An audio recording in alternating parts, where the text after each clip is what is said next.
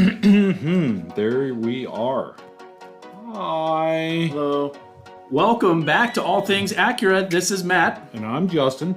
Well, welcome back, everyone. It's almost like we are doing this show in the same day as we did earlier. So Feels that way, doesn't it? Yeah, it's almost like that. Yeah. Sometimes it's like we never even left here. Groundhog Day. That's right. Except they're not all the same. No.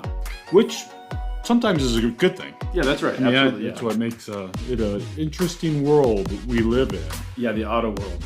The auto world. Yes. Never a dull moment. It's like you just work all the time. It's pretty interesting. Well, that's what we're supposed to do. That's right.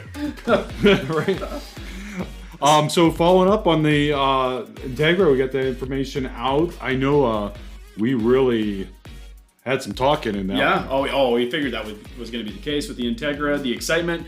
I think obviously it's been what, almost 2 weeks almost 2 weeks since it came out, right? Tomorrow will be. Right. Yes. Since they released the date that you can reserve. Yeah, exactly. So it's been, and when people really had a better feel for the car, there's been a lot of stuff since then. So we've had a chance to take in a lot of stuff. You know, we've had a lot of questions.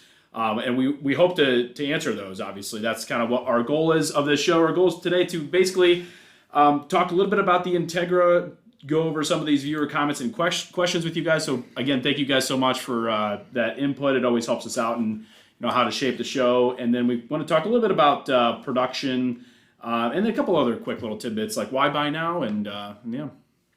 Yeah, so I know we got a lot of comments on the Integra, so let's go through some of those, maybe, hopefully, if there's some questions we can answer with that. Yeah, we'll try. Well, as we go Again, through, there might be what we know, so we know. We're going to tell you everything we know that we can. And nothing we don't know. Right. All right. So, Dylan, again, thank you again for watching and listening. Appreciate it.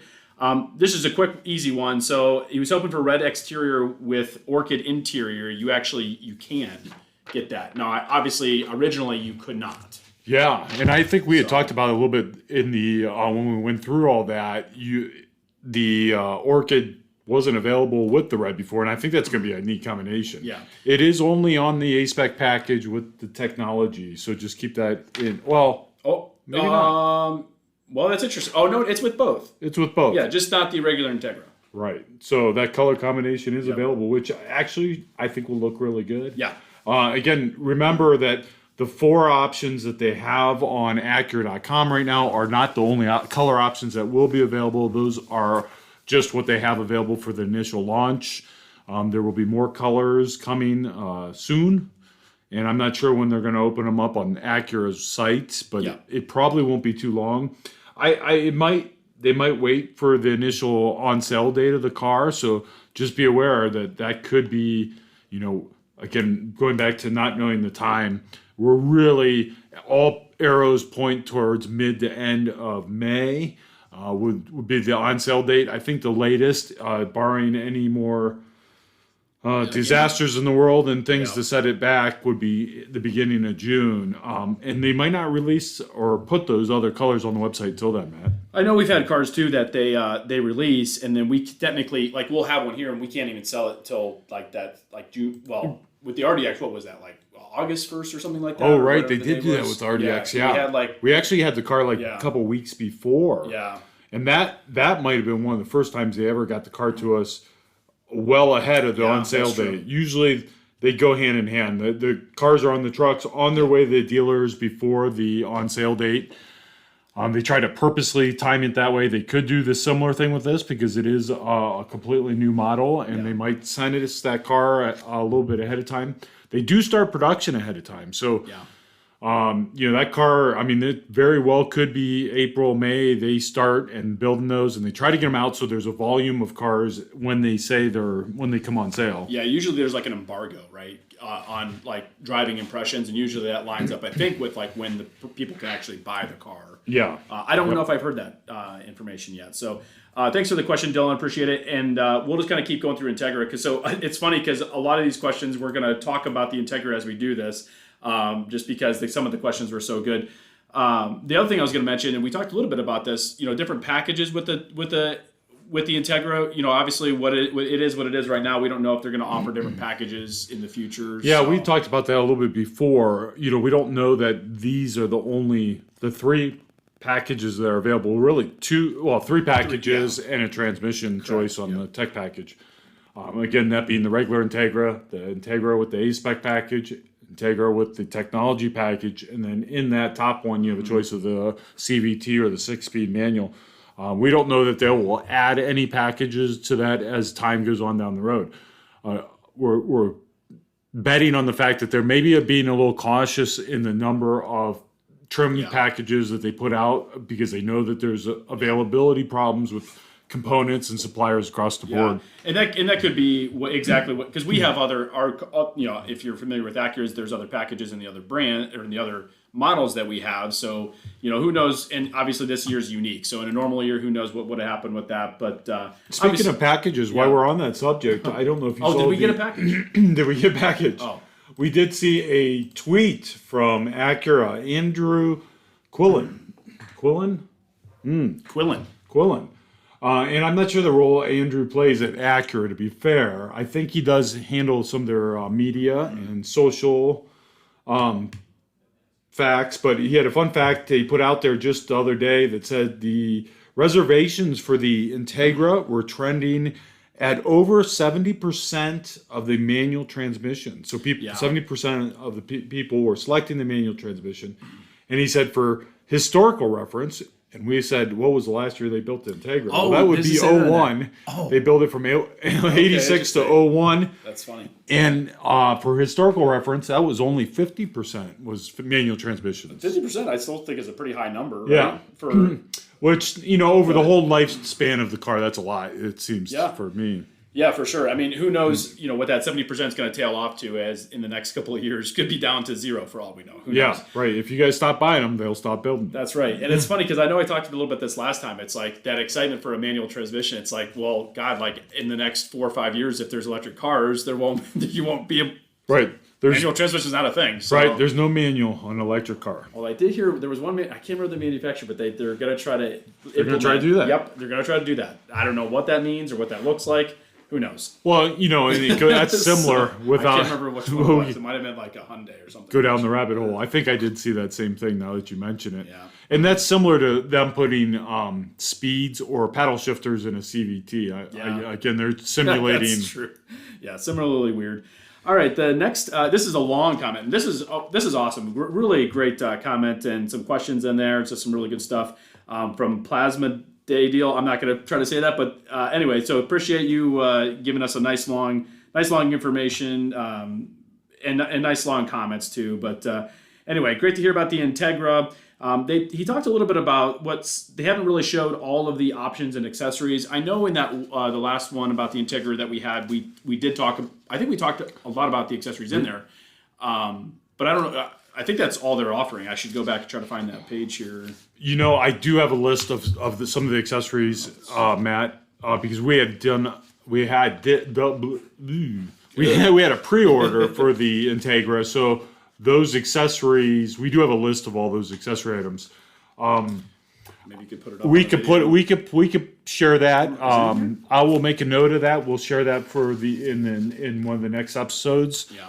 We'll talk about the different accessories. I know we went through some of them because I think we wanted to point out some different ones, the key ones. I know we talked about like the emblem in the front. Yeah, the emblem in the front. Yeah, there's so many things. I mean, it's pretty typical of what the most things you can add. You can add a spoiler, but I think it's interesting because like the ILX, for example, right now has a little spoiler, but there's an accessory spoiler, but you can't really add the accessory spoiler. But anyway, so yeah, we'll get the accessory list out there. Another interesting point about he said Acura's been pretty quiet about the Integra. I think a little bit. I think also it's an interesting year, and it's no driving demos. Well, the driving demos with that.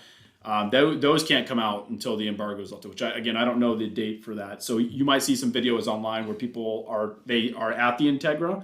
I know I've seen some of those, but they cannot drive it yet. Yeah, there's some nice videos already put out there showing the production car for I guess certain influencers on YouTube that have pretty big followings that they shared the car with. They can't drive it yet though. Yeah, so. Right, and so being quiet about the Integra is funny. We talked a little bit about when they actually said that they were bringing back and I totally forgot that they did the drone thing. I mean, they spelled Integra. They spelled Yeah, Integra so in the sky, that was late summer, early Okay. fall. Okay. And it was Monterey. Yeah. Oh, the that's Monterey right. Yeah. show in California, and that's when I'm 99% sure that's when it was, and that's when they announced that Integra is coming back. But then they went quiet, as they usually do, and then they came back out with the prototype. Acura, they do a good job with sealing their lips until it's time. Right. Yeah. In fairness, I get it both ways. As much as it frustrates us too, because we get more questions like that than anybody, right? Yeah. You're curious as a consumer, but we get bombarded as soon as they say the word Integra.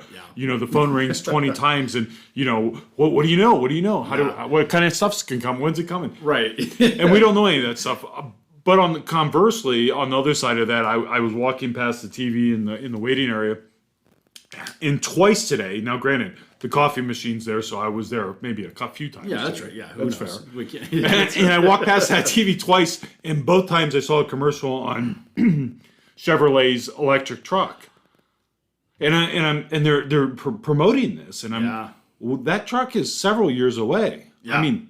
Yeah. I think 2024, 25. Yeah. So it's funny you say that because we have a former coworker of ours. He works at a Chevy store. He said this is like the NSX all over again in a sense, right? Because it's like they're displaying all this. I'm sure they're fielding all the calls on it. So hey, can I order one? No. So there's good and bad about putting too much too early, and that's a great example of I know that they want to get out there. They want people to know that it's coming, but that's a long time. I mean, a lot of people will go through a vehicle by the time that vehicle gets here and is available for them. That's very true. So buy your next one and then put that on your future list, right? Yeah, that's absolutely. And they're probably building a little suspense like you mentioned there. All right, so really hoping, fingers crossed, that the top trim level does not exceed $35K. Now, we don't have pricing yet, so I can't answer that, but probably will. Yeah, I know. I feel that when they say mid 30s. That gives, and we were saying, well, mid 30s could be. It's definitely 35, probably, right?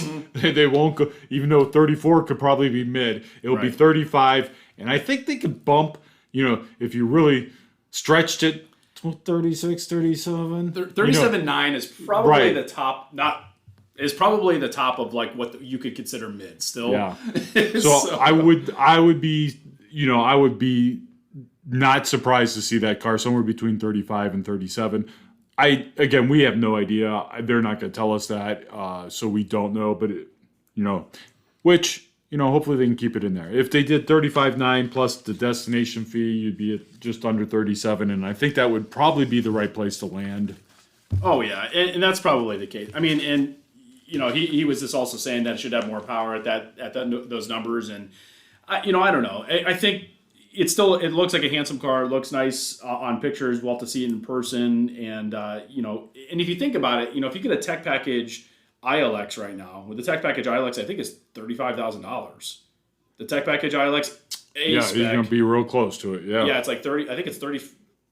I think it's almost 35,000. I'll have to double check that, but in other words, you're getting an Integra. It's a whole new platform. It's a nicer car, on looks alone, and all of a sudden, you're paying only a couple grand more. It seems like maybe, it makes sense, but who knows? Yeah, so lots of good Integra stuff, all kinds of stuff. I know I did see a comment in there that said that, my dealer told me that they were going to mark up the price by $2,500. Yeah. Right. We can't speak to what other dealers are going to do. I hope that there's enough volume on the car that keeps dealers from getting too crazy on it. Yeah. And I know being a new model, unfortunately, that is the time when they really tend to do that. And I know we've had a lot of that lately with a lot of customers telling us that other dealers are doing that. But and it's a new model, so. The good news, hopefully the price is low and there's not too many of those. Yeah, and the next one, Dave Sachs said, upscale SI is exactly what I was looking for. And I think that's a great point.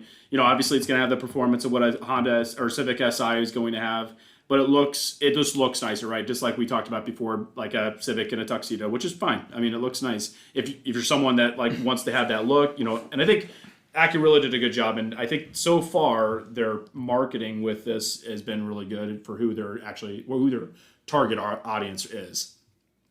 Let me see. Oh, Type S Integra from Andy Jacobs. He said, "I just want to know if there will be a Type S." I'm really sorry, we don't know. Yeah, Andy, we did say that we'll address on every show and let you know that we do not know and that they have not told us anything. We do not expect that they will announce anything till at the earliest after the launch, and even probably going into the fall before they would even bring that up if they're going to do one. Now, all things point, they are adamant about not denying that might be coming. So we're pretty optimistic that there will be one again, but it'll be, history shows us, and we kind of talked about that a little bit during the shows. History shows us that it will probably be 8-10 months to a year after the initial launch of the Integra, depending on how things go. It could go longer than that. Sometimes they don't do it until mid-model. Yeah, exactly, to a mid-model cycle, things like that. So who knows? And we promise if we have that, we would be like, hey, how exciting is that? How cool. And then let's see. Oh, the last thing I wanted to kind of bring up, Bernard had just said, and again, appreciate all the nice comments, good video information, especially about the 2-year maintenance package being included. So that's always kind of cool. A lot of people have asked for stuff like that throughout the process of buying a car. So yeah, the 2-year maintenance will be on the 2023 Integra and maybe more. Maybe more. 23 models. Yeah.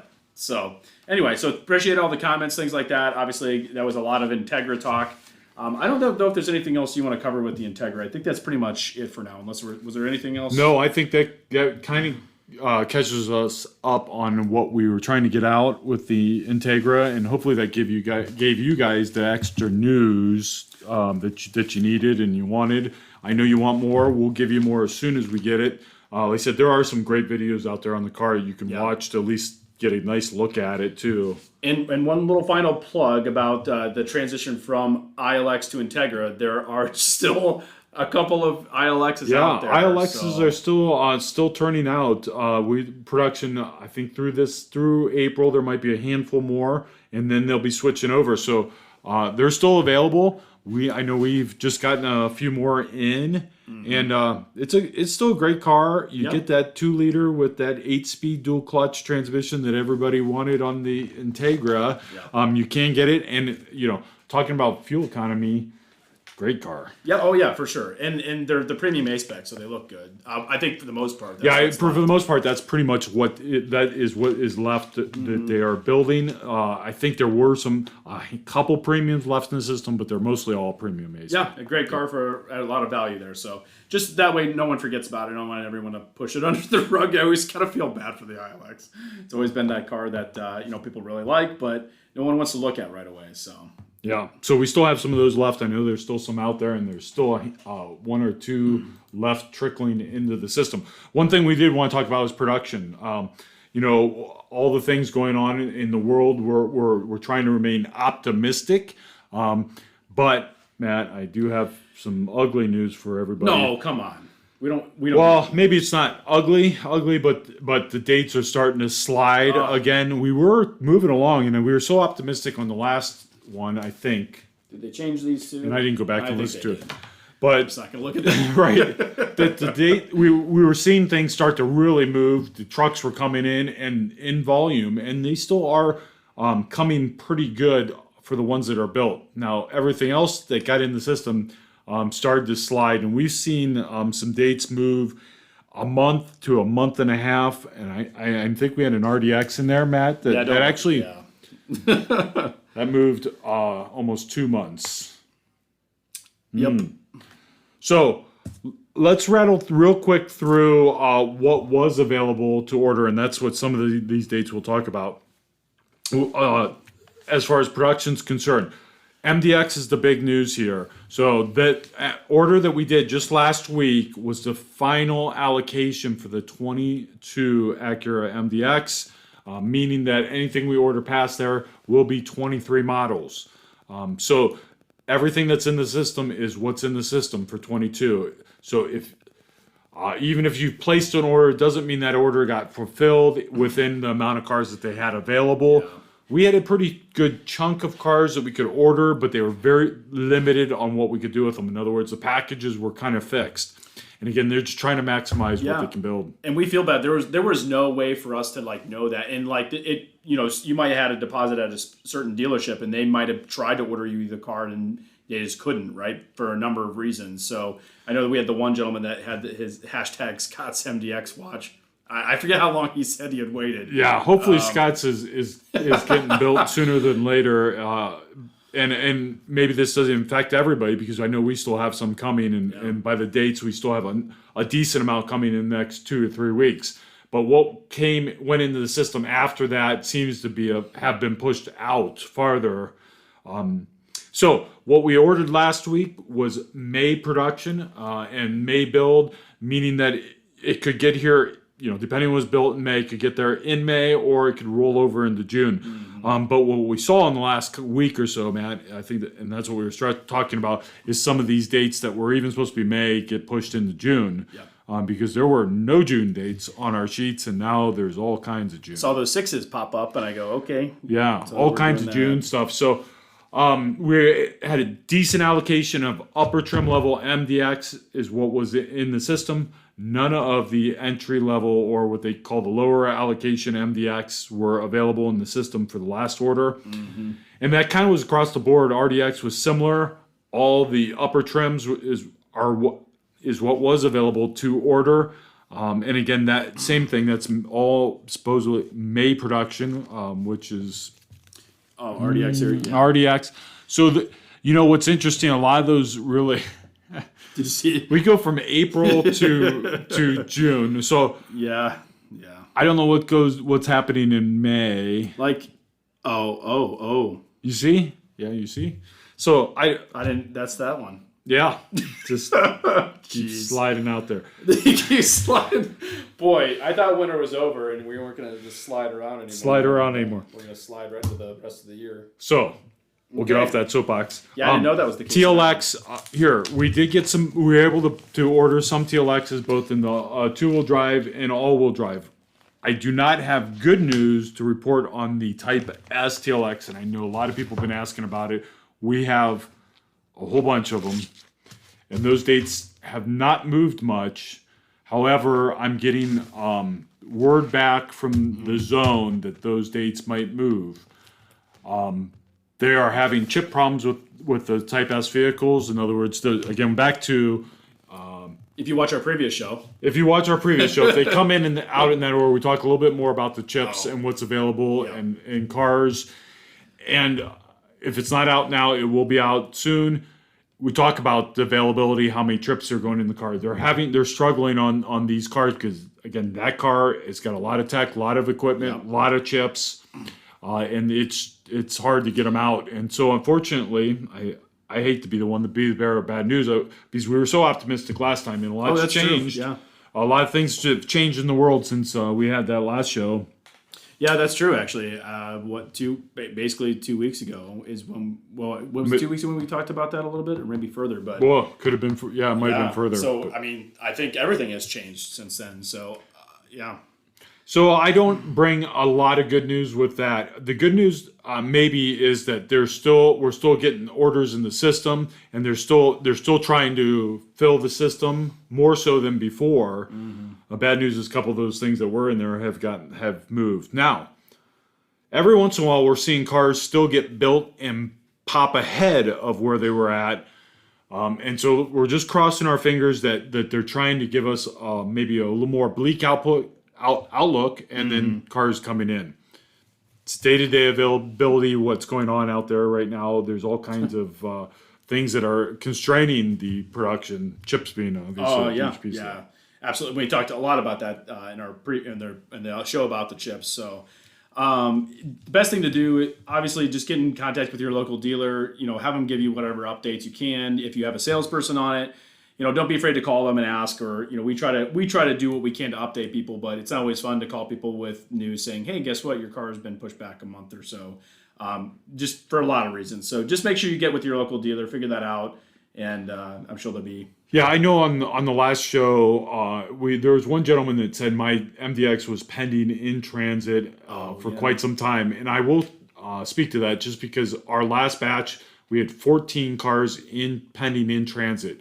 And I know it might not sound like a lot, and some dealers might have way more than that. But for us, that's a lot because of how close we are to the factory. And typically, those cars get delivered fast enough where there's not that many sitting in there. Right. So they were behind on that to the tune of 4 to 7 days lag time. Yeah. They since have caught up. But I don't know how that goes across the country. So we felt that a little bit more than we have in the past. That's too. True. Yeah. And again, those cars are already built. It really is just a logistics problem when you talk about those. Yeah, absolutely. Not great news, Justin. No. So now I'm done being on the on the not so good news. Yeah. Not terrible news, but not maybe what we wanted to tell. But again, we're just trying to be as transparent as we can and give you guys what we know, good, bad, otherwise. Hopefully your car's getting built and you can say, I don't know what those guys are talking about. I'm getting mine. That's right. Yeah. And move on with life. We're just trying to give you a little outlook of maybe what's down the road here. And it also kind of means that if you're in the if you're ready to put an order on any of these, just do it, because the longer you wait, and we've said this all along, the longer you're just going to wait, and there's not going to. I don't even know. I mean, we have the one here, the MDX here, for example. MDX World.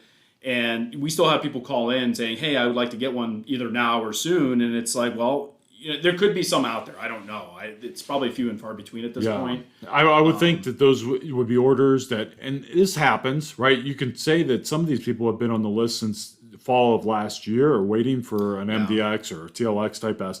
And some of those people have went and done other things. For the most part, most of them have hung out. They know that it takes a while, and same with all manufacturers. Yeah. It's been a long process. Go and look at it like, oh, I can't get that either. Okay, I'll stick with what I have. Right. Yeah. So there are chances that people have zagged the other way and went and did something else. So there's always a shot. Mm-hmm. Just make sure you talk to your local dealer. Again, what shows up online on the website is not necessarily indicative of what is available. All those cars come in, even if they're sold, they show up online. So make sure you just reach out. You never know which one's which. So just reach out if you're curious. If they have multiple ones, just say, do you have any of those available, and kind of see what's in the pipeline.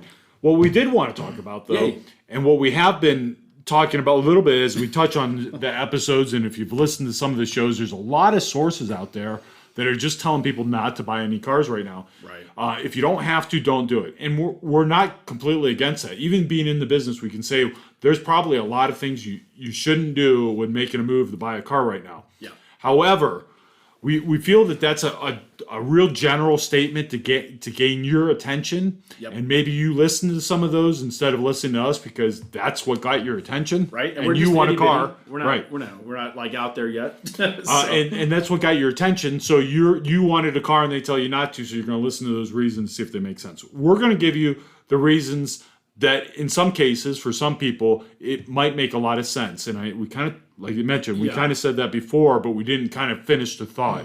So I kind of want to just walk through that. And maybe we'll bring this up again a couple more times, because there are some people, Matt, out there that are in a situation where it makes a ton of sense to do something now, if not yesterday. Yeah. And I know I was watching a couple guys that are out there on the tube, and you probably know them, and I can't even think of their names, or I'll bring them up. I'll credit them.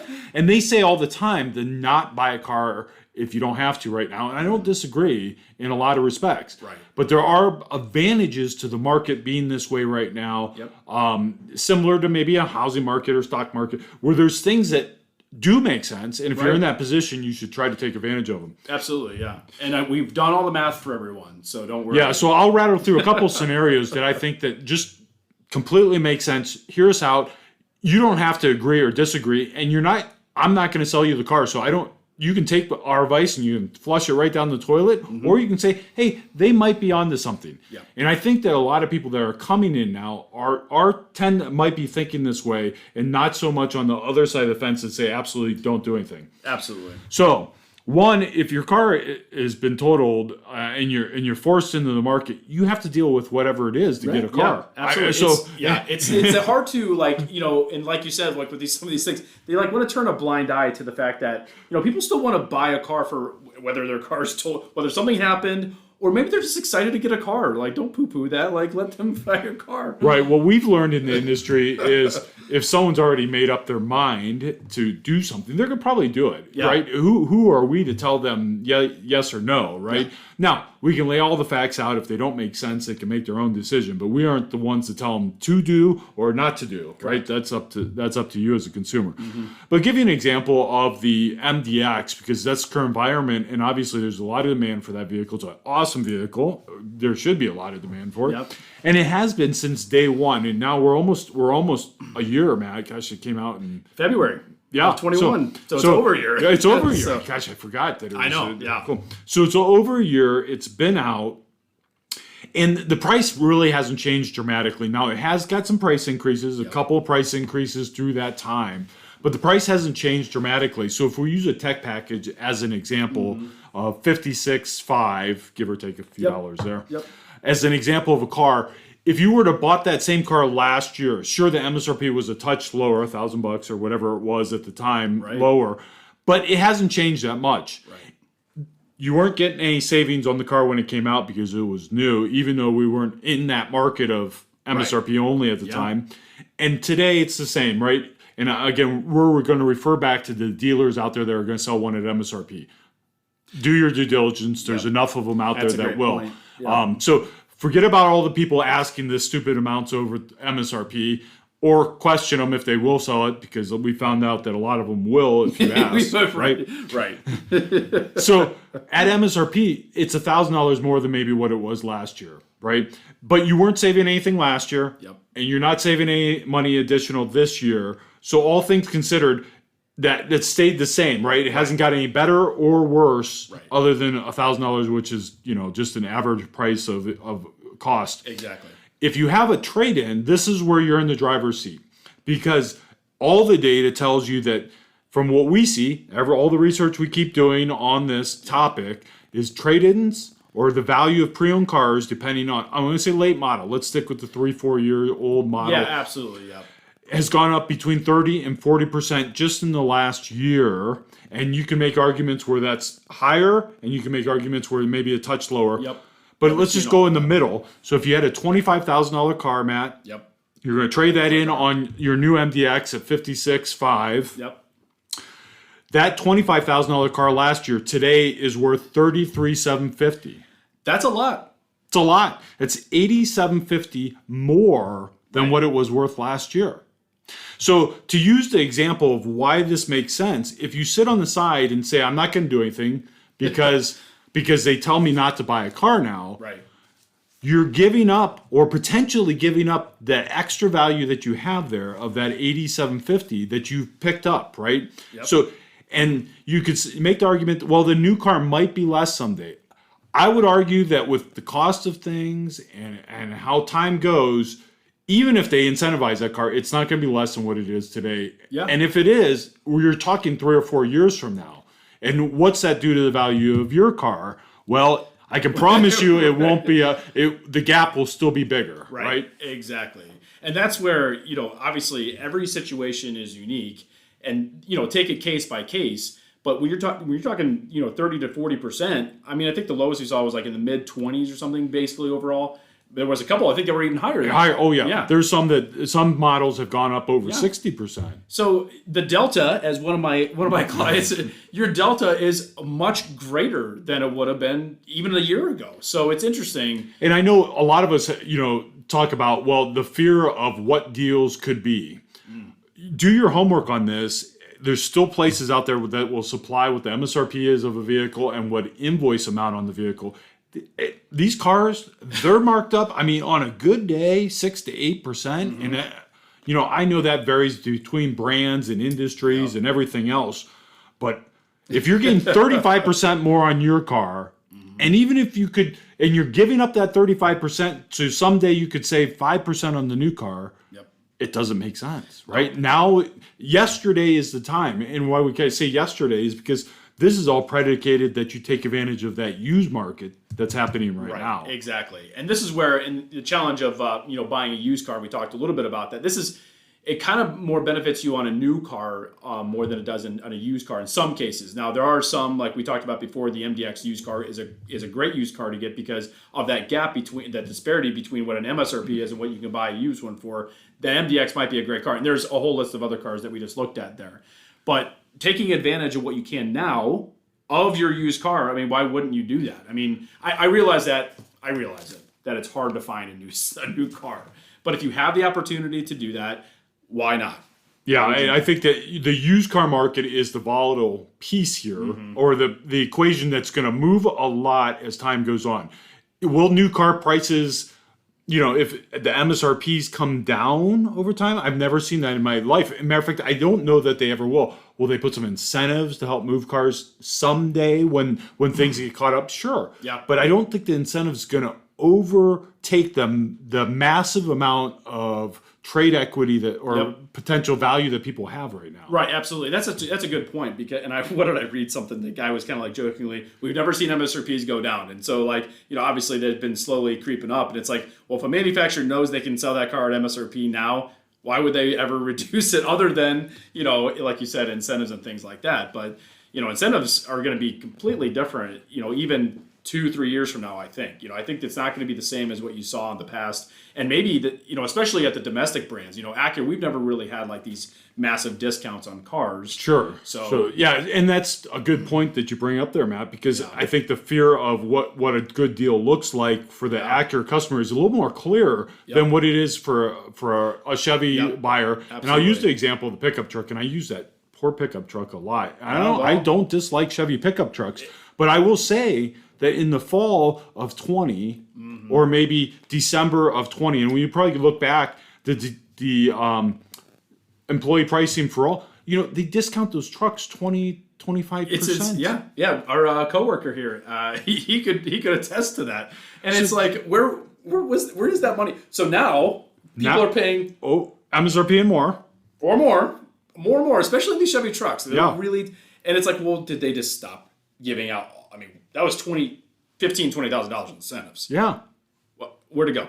Right. Right. And so that's, come on. Right. And that's where it's really a muddier picture there. Yeah. I will say that, and we saw this just on some latest data that we had, that the fuel efficient cars are starting to go up. If you needed a car or you wanted something that was more fuel efficient, aka hybrids, 4-cylinder vehicles, sedans, small SUVs, buy it yesterday. Yeah. Don't wait. Don't wait to see what's going to happen with those cars, especially if on the used car market. Do not wait to see if those prices are coming down. Yeah, and it's funny because we just had a gentleman earlier today that has a Ford Taurus SHO, which has the V8 engine, gets in the low teens as far as fuel economy. Yeah.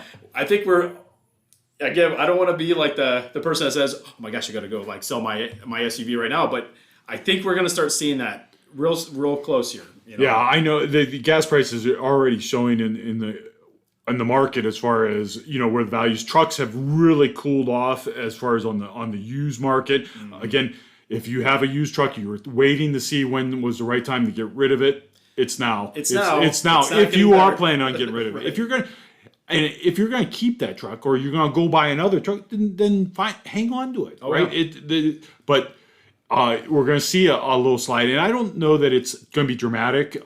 Maybe not to the tune of the 2008, 2009, whatever time that was. Right. But you're going to see some shift there, and they're expensive. Yeah, and with the electric cars coming out, people know hey, that transition is going to happen within the next 2 to 3 years. I'm guessing. Who knows? But yeah, so now is a great time if you have a car that has some value and you can see how that value has changed that much more. A new car makes a lot of sense, and there's a lot of used cars out there that still make sense if you don't want to spend the money on a new one. Again, be practical about it or common sense and look at it. If the vehicle is selling close, it's a pre-owned vehicle selling close to the MSRP of a new one, might not be such a great deal. Yeah, right? Absolutely. Yeah. Unless it's a same model year or what have you vehicle.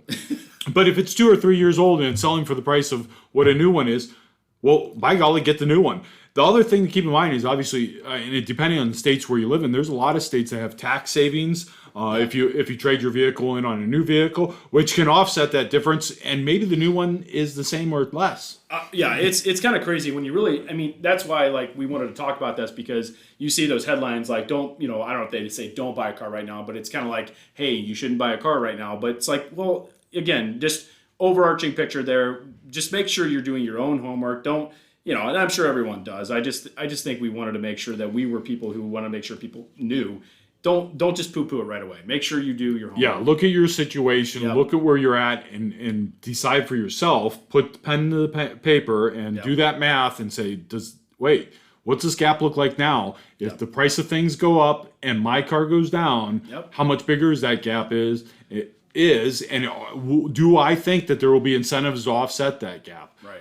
I'm going to say that in a lot of these scenarios, you're leaving money on the table. Yep. For sure. Oh, I totally agree with that. And there's a bigger cost, I guess, that we're not talking about the entire picture, is interest rates. Interest rates. Yeah. Interest rates. They're going to go up. And that is, they're going to go up. Yep. It's inevitable now. Obviously, we're trying to fight the inflation. It's going to go up. I think that the Fed even estimated it might go up 4 times this year. Yep. So it's going to play a factor, right? Yeah. In how much that difference is, and as those rates go up, everything gets more expensive. Oh yeah, for sure.